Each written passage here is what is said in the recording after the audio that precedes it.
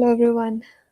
Excited to connect with us and take us through chapters 12 to 14, if possible, chapter 15 from our course Interpreting Scripture. So, if we are ready, let us begin. Start by sharing the screen.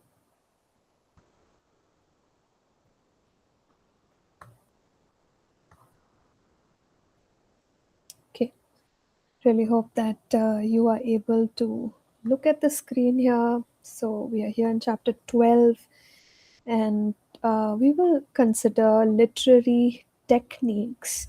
So, based on culture, based on the historical context, there were certain techniques that were used to get the message across in a clearer way. And so, even in the Bible, depending on the time when it was written, we notice literary techniques. If we do not discern these techniques, we may end up making a mistake in identifying the deeper meaning. So, let's talk more about these literary techniques. So, we have a summary of some of the key techniques. First one is chiasmus or chiastic structure. So basically, what we understand here is that the writers used a pattern to bring forth the meaning in a way where the audience can uh, grasp the meaning, and this pattern would also draw the attention of the audience. So we notice that the statements are arranged in a certain way to create maybe symmetry by arranging ideas. So we have some patterns here as examples. So I'm simply going to call b slash as b dash there. So anyway, a b c b dash a dash, so that's a pattern, but then it brings forth a meaning. The other pattern that writers could have used is a b c c dash b dash a. So we can see some sense of symmetry here, or in the structure we can also find inverted parallelisms. So when such a pattern is used, we can emphasize key concepts and also help the reader by getting their attention. So let us look at some passages which are given here in our notes. Um, Genesis 9, verse 6, where the first line says, "Whoever sheds man's blood, by man his blood shall be shed, for in the image of God he made man." So we can see a pattern that exists there. So the first line, which we are referring to as A here, says shed. It talks about shedding of man's blood, whoever sheds man's blood. Now, the second line here, which we're calling as B, talks about man's bloodshed will occur. The third line here states that uh, God has an image, and fourth one says that in that image God made man. So basically, if we can look at the key thought that is arising out of this arrangement of words or the pattern, we can understand that bloodshed is going to be the consequence if one sheds man's blood. Now, in some of the oral cultures, they used these patterns. That means when people wanted to memorize and pass on tradition or stories, they would use this chiastic structure because it's easy to remember. There's a rhythm in it. Now let us look at one more example before we go to other techniques. So here from Isaiah chapter 6 and verse 10, let me read it out so that we can see the pattern here.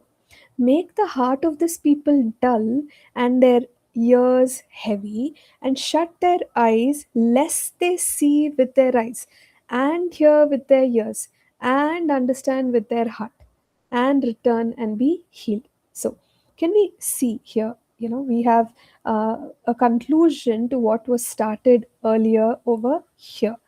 So, heart and heart, ears and ears, eyes and eyes. So, there's a pattern basically talking about spiritual blindness, or the lack of spiritual perception and missing out on the provision of God's healing.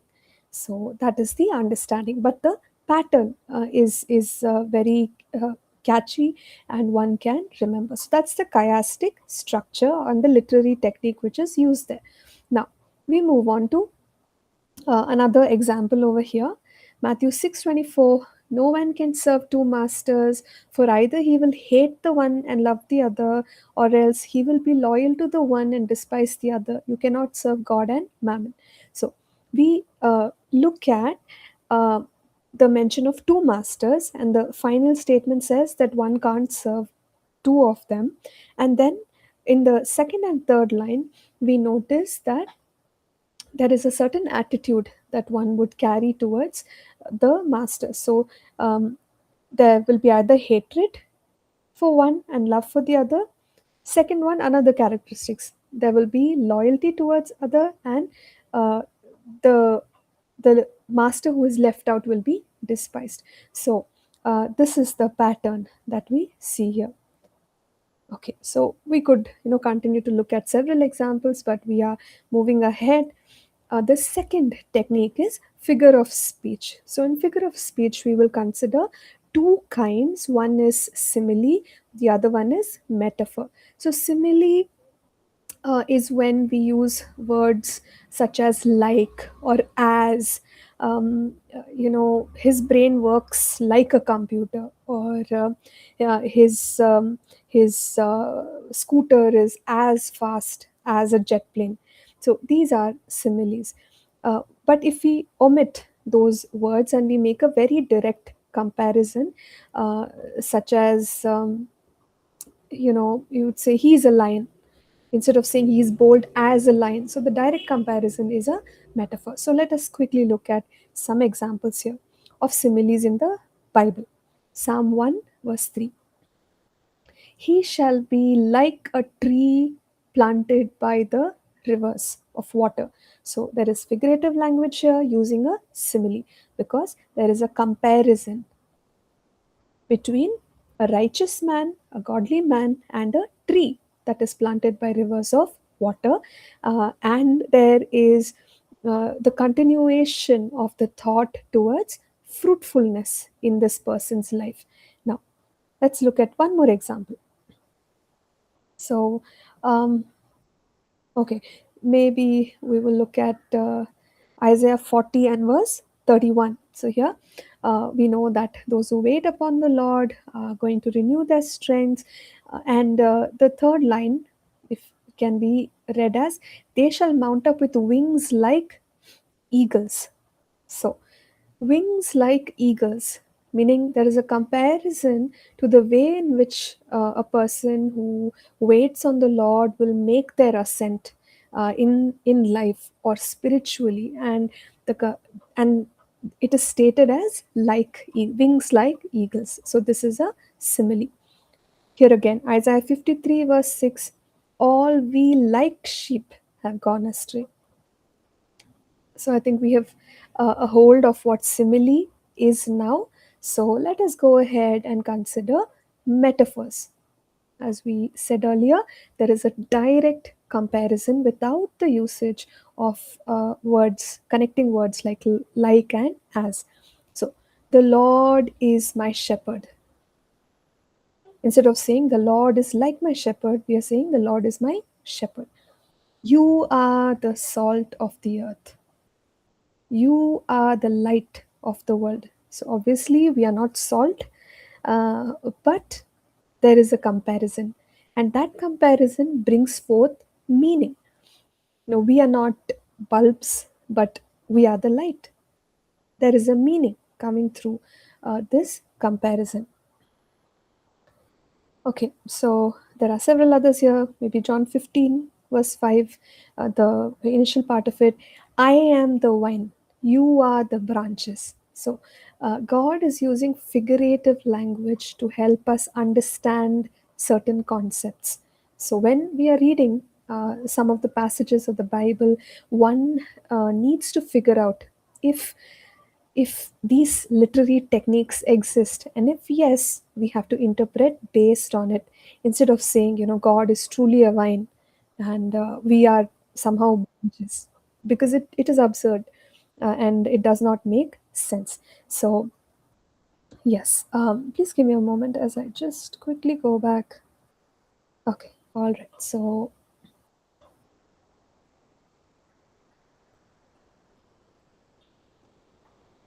all right, so now coming back here, we,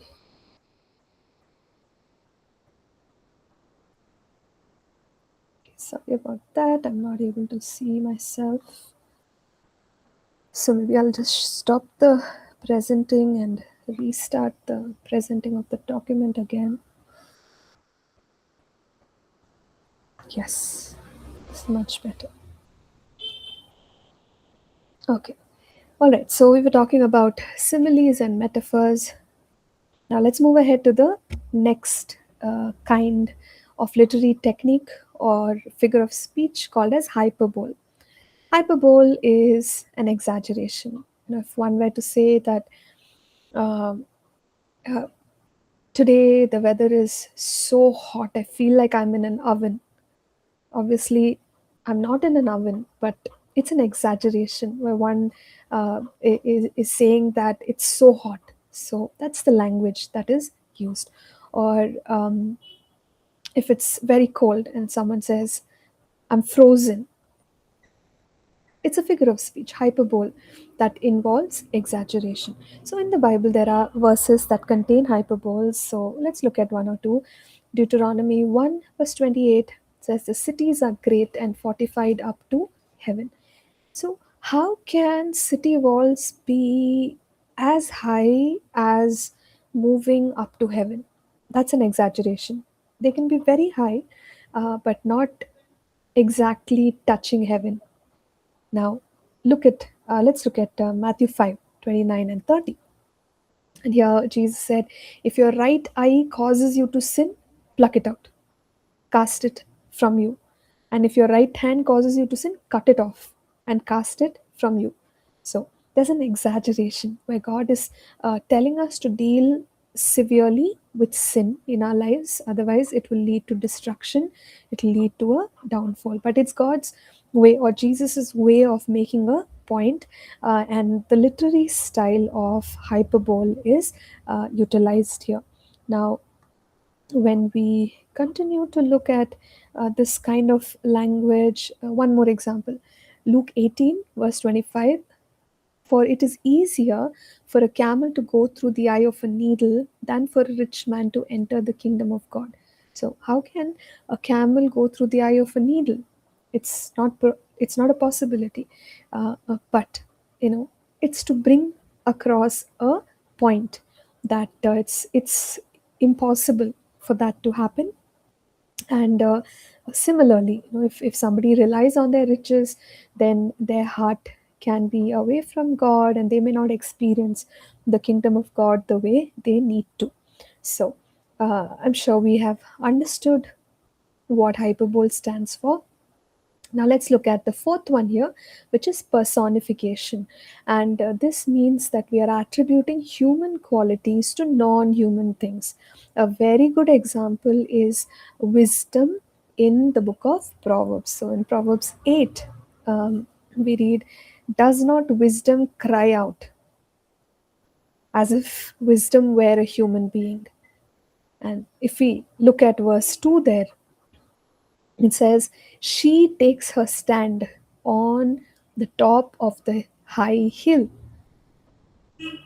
So, wisdom is being personified, and it feels like wisdom is a woman who is inviting people to learn from her. So, let's look at one more example. Isaiah 55, verse 12. where the mountains and hills shall break forth into singing before you. How can mountains and hills sing? But it's a way of getting across a point when one is saying that there will be joy even in creation. So Romans 8:22, it says, "For we know that the whole creation groans and labors with birth pangs." So creation looks like a person who is groaning in anticipation. So this literary style is called as personification. The fifth one is types and shadows. We will learn more about types and shadows shortly, but very briefly here, what we see is that there are prefigures, types, and foreshadows of the New Testament realities in the Old Testament. And when we read them, uh, we understand certain things, but then when we read about them in the New Testament, there is a fuller revelation. So let's look at one example. In Exodus 12, there is the mention of the Passover lamb. But when we come to the New Testament, Paul introduces the Lord Jesus as our Passover lamb, in 1 Corinthians 5 and verse 7. So, the Passover lamb of Exodus 12 is a type and a shadow of Jesus Christ, who is mentioned in the New Testament. Now, we have to be very careful while interpreting types and shadows, because this is not something that is man made. And that means these connections must exist in scripture, just the way we saw the example of the Passover lamb. The Bible is insisting on us interpreting Jesus Christ as the Passover lamb of Exodus 12. So we are just talking about it from the Bible and not making it up on our own. So let's go ahead. Let's look at the next literary technique: symbolism and prophetic imagery. Now, this means that the Bible has objects, colors, numbers, actions that represent deeper meanings, and one would need to interpret in order to find out what this is speaking about. We also know that such symbolism is used in uh, prophetic texts. So when we read from Isaiah, Jeremiah, Ezekiel, Daniel, and Revelation, there are dreams, there are visions that carry spiritual truth and messages, but we can only understand them if we recognize the symbolism which is in there and then interpret correctly. So let's take one or two examples here.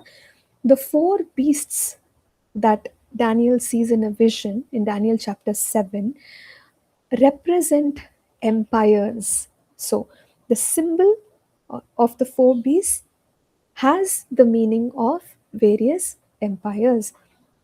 Now, coming to the candlesticks in the first few chapters of the book of Revelation, actually represent seven local churches.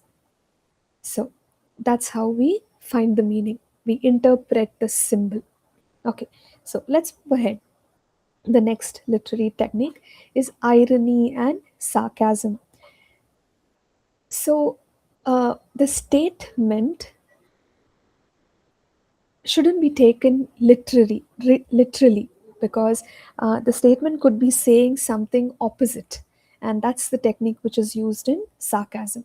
So God uses this technique to highlight human folly and also to bring correction in a powerful way. So let's look at an example. Judges 10 verse 4, God says, "Go cry out to the gods which you have chosen. Let them deliver you in your time of distress." So it's not that God wants the people to go and cry out to other gods, but it's a way of saying that Israel has turn to idols and is dependent on idols. So, why don't the idols help you? Now, the words of Michal, who is sarcastically taunting David for his extravagant worship. So she says, "How glorious was the king of Israel today, uncovering himself in the eyes of the maids of his servants." So she's, it's not a good thing, but she's actually taunting him, even though it seems like a praise. How glorious was the king of Israel, right? So this kind of language is used in some passages, and maybe we can look at one more. Okay, so First Kings 18:27. It's quite a clear passage. It says, "Cry aloud, for he is a god. Either he's meditating, or he is busy, or he is on a journey, or perhaps he is sleeping and must be awakened." So these are the words that Elijah speaks to the prophets of Baal when he's also out there and about to call down fire. So he is just telling them that your gods are not answering and they won't answer. So there is sarcastic language or irony that is involved in this statement. So the next one is, or the eighth one is, rhetorical questions. A rhetorical question means asking a question to make a point. So it's not a question that that is needing an answer, but the question is making a point. So it's a device to stimulate reflection. When the question is asked, one has to think, because the question could really come across in a powerful way to emphasize a truth. So let's look at some of these questions here. This is a tool that Paul used as a persuasive tool.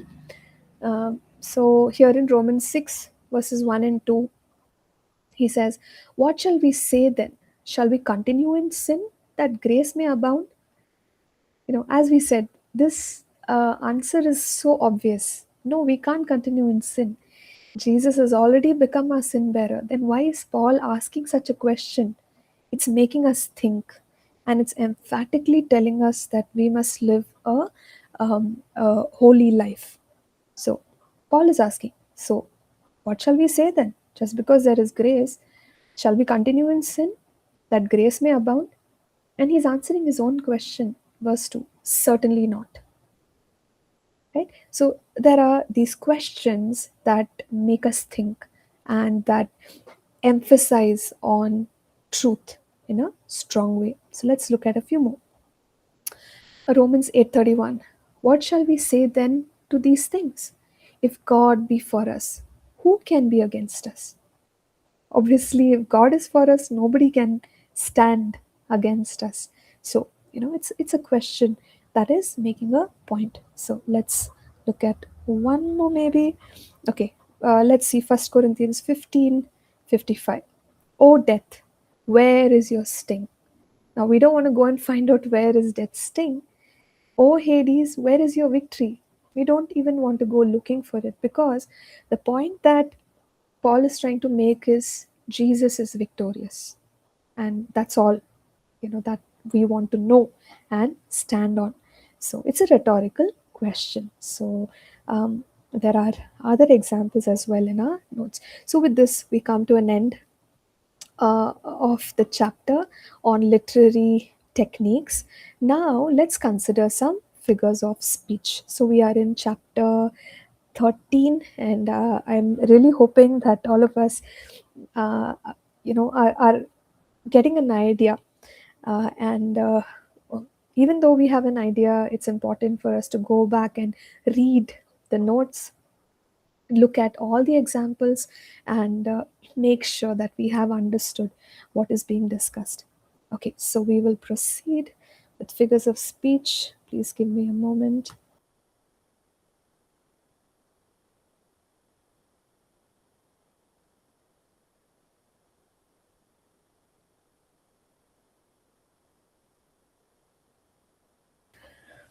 All right, so here in figures of speech, what we will discuss is that the Bible uses literal, um, nat- some language has literal, natural meaning, but there are places where one has to identify the literary techniques that we discussed just now. So, there could be a statement that is normal with no figurative language in there. But then there could be a statement which carries a literary technique such as simile, metaphor, hyperbole, personification, and others that we have discussed in chapter 12. And one must identify them. So, what are figures of speech? Figures of speech are uh, not saying something in a simple, literal way, right? Uh, so for me to say that it's raining, um, I could just state it as it is, or I could say it is raining cats and dogs. So if we can look at both of these statements, what we are saying is, hey, it's raining. And in the second statement, it is quite obvious that it is raining heavily. Or another figure of speech would be, you are so busy, or you are so busy as a bee. So you notice we are comparing the person to a bee, and we are saying that they are working really hard, just the way a bee would work very hard.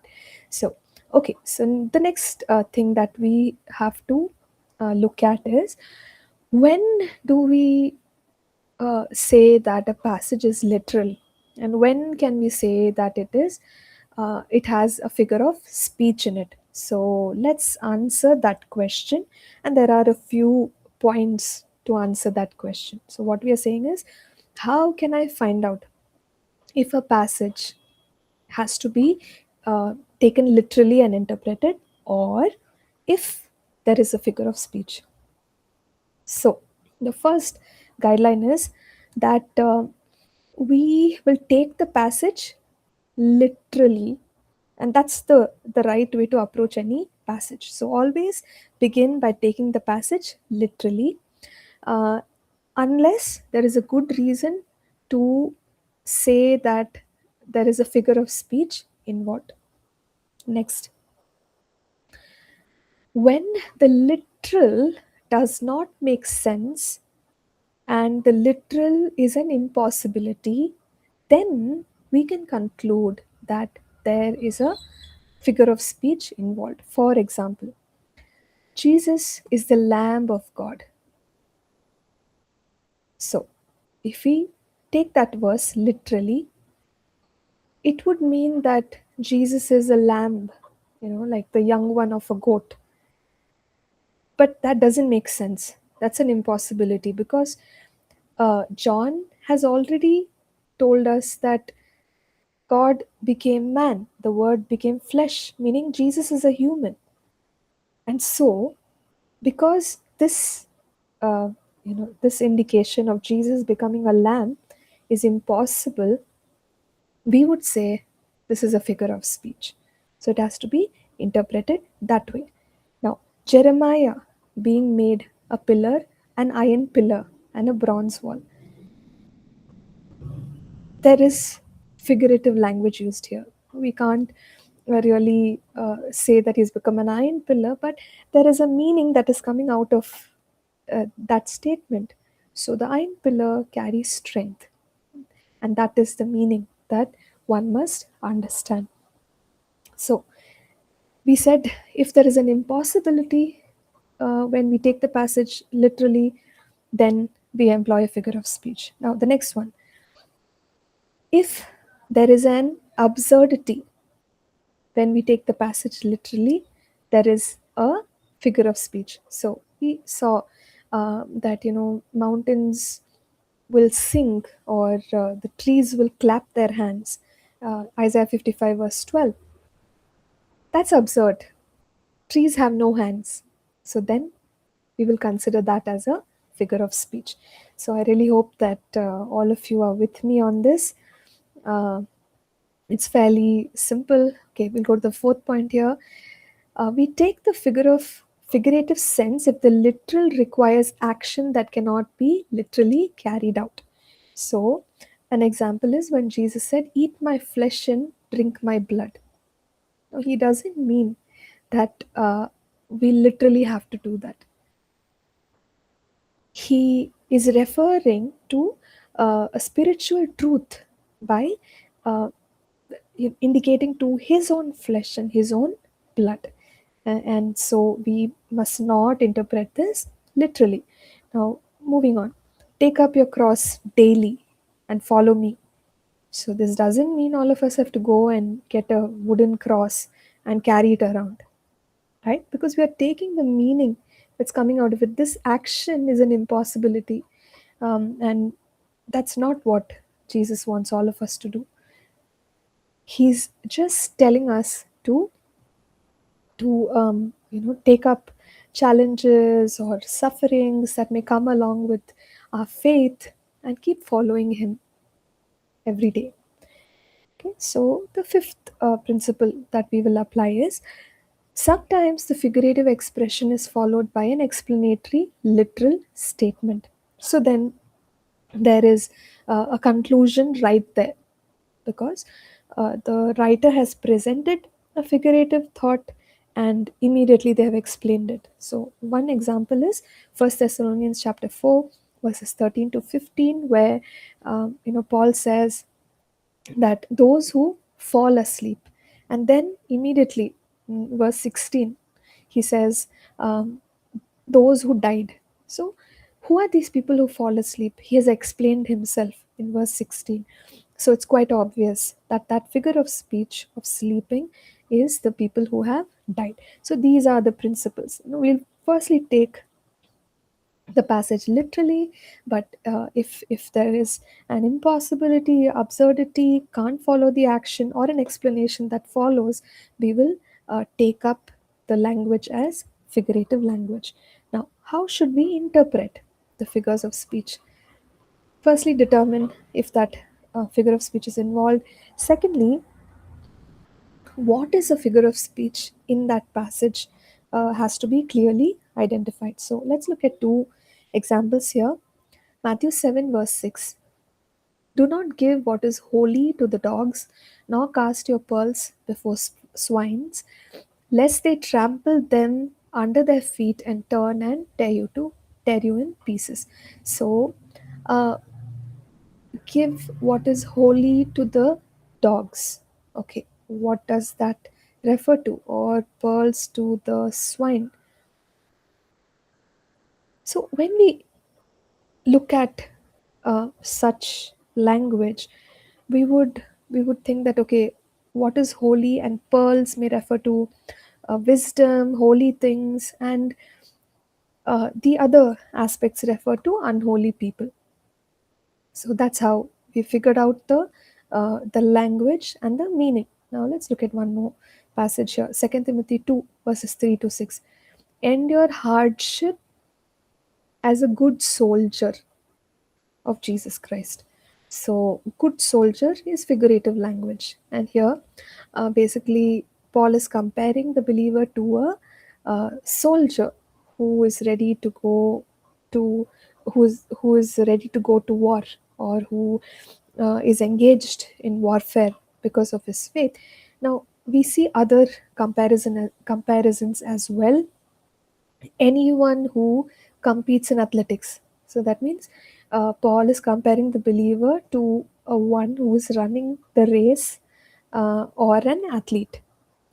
And he also says hard-working farmer. So that's a comparison figure of speech. So now this does not mean that everyone who's a believer has to become a soldier, an athlete, or farmer, but we noticed the figurative language, and then we are um, finding out what is being spoken there.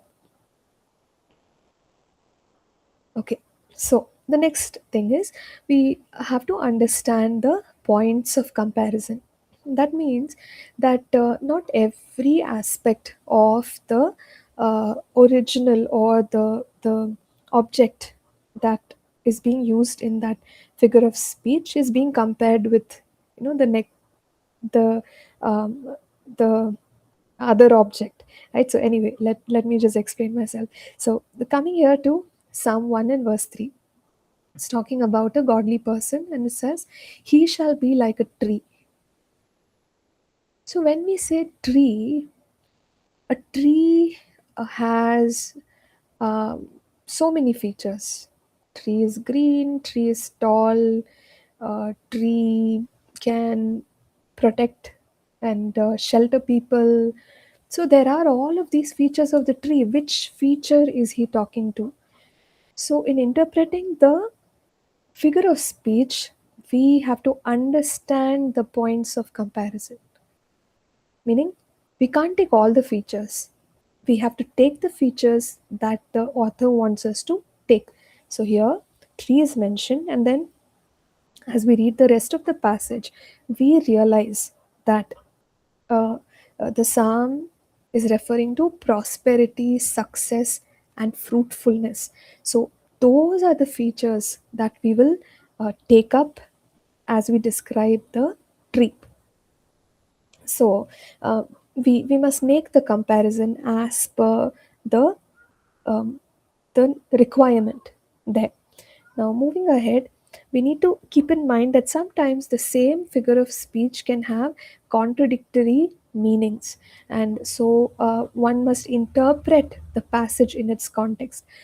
Good examples would be lion, because the Bible says that Jesus is the Lion of Judah. At the same time, the Bible says that your adversary Satan. He's like a roaring lion. So lion is used uh, as a comparison for Jesus and Satan. But based on the context, we can understand the meaning. But can we see that they are two opposite? They're two opposites. And so, if we make a mistake in our interpretation, that'll be applied in a wrong way.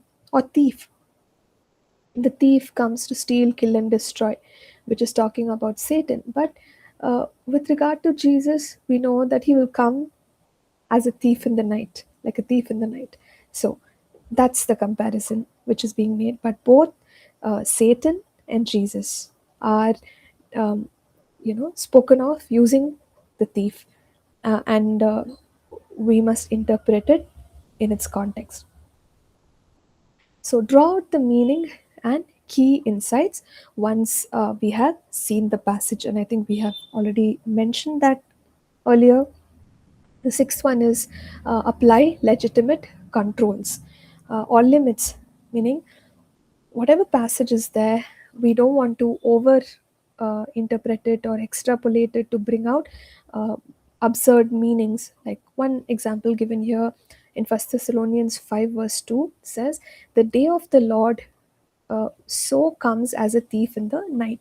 Now, all it says is he'll come like a thief in the night. Now, if we want to add content to this, we may say he'll come at 12 midnight, or something like that. But those are all additional concepts that we must not include into the text. Okay, so yes, uh, another one, Job 9 verse 6. He shakes the earth out of its place and its pillars tremble. So, how can we interpret this? This the pillars here refer to the mountains of the earth, and it doesn't mean that the earth is resting on pillars. So anyone who reads this might say that the Bible is wrong, because there are no pillars on which the earth stands.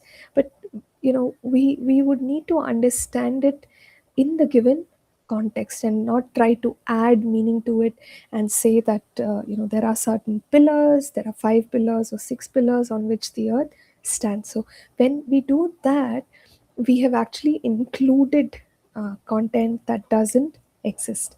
So this is what we are talking about. One must not um, include. additional insights and maintain limits or controls on the figures, right? And when we do this, it's right to say that we are applying our common sense, some of the rules of logic and communication in extracting the correct meaning. So this was about figurative language and how to interpret it. Now we will go ahead to the next chapter here, which is about types and shadows. And I really hope that all of us are enjoying these lectures. Okay, so uh, we know that the New Testament speaks of some people, some characters, certain events, and we find that uh, there is a connection between them and what exists in the Old Testament. So, we'll look at a couple of examples before we discuss more, and that should bring understanding. Romans 5 and verse 4.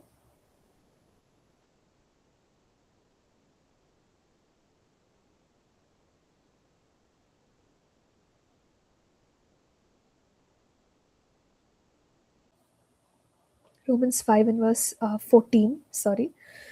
Nevertheless, death reigned from Adam to Moses, even over those who had not sinned, according to the likeness of the transgression of Adam, who is a type of him who was to come. So, Paul is saying transgression of Adam, and who is Adam? A type of him who was to come. So, Paul is establishing a connection between Adam and Christ. So, Adam in the Old Testament is a person. If you remember, we said person, character, object, event. In the Old Testament, which has a fulfillment in the New Testament. So, him would be Jesus Christ. Adam is a picture, is a you know a person who is pointing to Jesus Christ, and thereby we say that Adam is a type of Christ. And we are not making this up. The Bible is telling us this. Now let's continue in 1 Corinthians 15, verses 45 to 47. Again, Paul is making the same comparison, and he says here, the first Adam became a living being. And then he says, the last Adam became a life giving spirit. So, who is he referring to here when he says the last Adam? Jesus Christ. The Bible is repeatedly making a connection between the first Adam and the last Adam, and the consequences of each of their lives. So we can establish very clearly that Adam is a type of Jesus. So Adam in the Old Testament is pointing to Jesus in the New Testament. So let us read one more passage here from Colossians 2, verses 16 and 17. And Paul writes, so let no one judge you in food or in drink, or regarding a festival or a new moon or Sabbaths, which are a shadow of things to come, but the substance is of Christ. So he's using terminology by saying shadow of things to come. So there are some things in the Old Testament which were shadows, the observing of festivals and Sabbaths and all of those things. Those were shadows of whom or what? Christ, who is the substance. So those things were actually pointing to Jesus. That means God gave those things to bring understanding among the people, and eventually, when Jesus was born, there was much more clarity on what God was pointing towards, and we know that he was pointing towards Christ. Okay, so we look at one example over here in Hebrews chapter 8, verse 5, and it talks about the um, tabernacle that Moses built, and he's saying that the earthly tabernacle was but a copy and shadow. Earlier we saw words like type. Now, copy and shadow of what? The heavenly things or heaven. So the real deal is heaven, but God wanted us to have an understanding in the Old Testament, and so He told Moses to construct the tabernacle. So the tabernacle was pointing to Christ and worship in heaven. So this is how we look at it. There were certain copy and shadows of things. Okay, so again, Hebrews 10:1 is speaking about shadow of the good things to come. So in the Old Testament, there were sacrifices that happened continually, year by year. But we know that now Jesus has become that one perfect sacrifice, and through him we have salvation, forgiveness of our sins, and we don't need to be sacrificing animals or bringing in grain offerings and so on. So this is the understanding. So there were certain things which were a copy, shadow, type, and they point to the real thing that is ahead in the New Testament. So we have already mentioned that one must not make this up. These things exist in scripture. So types and shadows exist in scripture. And when we read the New Testament and Old Testament, we can make these connections. So why are these connections made? Firstly, because there could be a similarity between the type and shadow and what we call as antitype. Antitype is the uh, the fulfillment or the reality. And secondly, there could be a historical reality between both of these type and shadow and the antitype.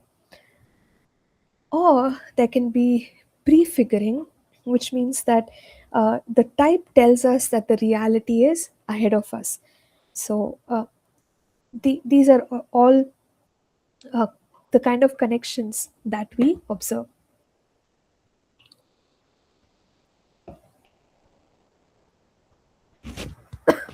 Yes, let's move ahead. In typology, we also see the connection where the antitype is many a time greater or more superior to the type. Like if we take, for example, the Passover lamb is important and has was important for many generations. But when Jesus came, who is the true Passover lamb, uh, uh, Jesus and who he is way larger, way greater than the Passover lamb. So, or just take up the sacrifices in the temple. Yes, they were important, but when Jesus was crucified, that's the fulfillment. It's the truth that's coming through from it is that this is more superior. It's greater than the type, and uh, you know divine design, meaning there is some resemblance that God has put in place between the type and the antitype. And as we've been saying, it's designated by God and not a man made thing. So we keep these in mind. So before we go any further, let's look at the picture in our notes here. Okay. So, what we've been saying so far is that there are some shadows that are actually speaking of the fulfillment, reality, or antitype. So, if we see the shadow of a tree, we will realize that there is a tree, around us. Or if we see the shadow of a car, we know that there is a car around us. In the same way, in the Old Testament, some shadows were given, such as Adam, the temple sacrifices, the structure of the tabernacle. So these are all examples, and they are pointing us to the last Adam, Jesus, or Jesus Christ and his perfect sacrifice, or some of the other practices. So this picture here is a beautiful depiction of what types and shadows stand for. And as we can see here, type, shadow, prefigures are seen in the Old Testament. Antitype, reality fulfillment, seen in the New Testament. The connection exists in Scripture. God is the one who has designed these types and shadows. Now, let's move to um, some examples. We've already spoken about them. Adam, type of Christ. Melchizedek and his priesthood is a type of the priesthood of Jesus. Circumcision is a physical sign, but circumcision of the heart is what we read about in the New Testament. Um, the Red Sea is a type of water baptism. Manna from heaven is a type of Christ, who is also our bread of life. So the bronze serpent is a picture of, Christ, who is lifted on the cross for our salvation. And if we can notice, there are references from the Old Testament which um, concur with references from the New Testament. So the Bible is making these connections, and God has designed these things to be type and shadow. So there are many others which I'm not going to go through in this lecture, but I encourage us to please spend time in meditating on them. So before we can wrap up this session, let's talk a little bit about illustrations and biblical types. So these are two different things, and we must not confuse the two. When we look at scripture, uh, we can draw lessons, and this is how many sermons are made. So here in Romans 15:4, Paul says, "For whatever things were written before were written for our learning, that we through the patience and comfort of the scriptures might have hope." So yes, we can learn many things from scripture. And when we are explaining scripture, we can come up with meaning of characters that exist in the Bible, and maybe draw some connections. But we must be careful that we don't state that as a type unless it exists in Scripture. So here is an example: David fighting Goliath. So how can we explain this? We can explain this as a young person having the boldness to fight a giant, and so the story being bringing forth a message of courage, and that would be fine. So we are using the story as an illustration to talk about faith and courage. But if one uses this story to say that Jesus is David and Goliath is Satan, and Jesus killed Goliath, or Jesus defeated Satan, he destroyed Satan. It sounds very nice, but we cannot make David in this incident as a type of Jesus. He is not a shadow of Jesus in this statement because the Bible doesn't specify it. So we have used this story as an illustration to bring forth a spiritual truth, which is okay.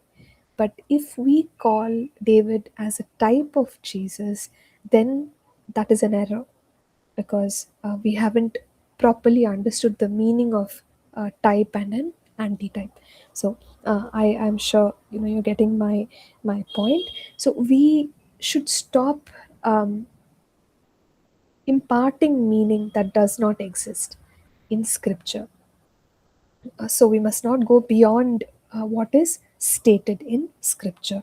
And we must avoid the common mistake of what we call as allegorizing. Now, we are going to talk about this in detail very soon, but for now, what we mean is that when we handle types and shadows where it's not presented, that is called as allegorizing, where we are imparting additional meaning to the text. And this is a definite error in scripture interpretation. Anyway, for now, let's stop here. I was hoping that we could touch on parables, but maybe we'll pick it up in the next recording. Thank you so much for connecting on this call, and I really hope that whatever we have discussed has clarified some of these principles about Bible interpretation. So we're going to close here. Thank you, everyone. God bless you. Meet you all soon in class and in other recordings. Thank you. Bye for now.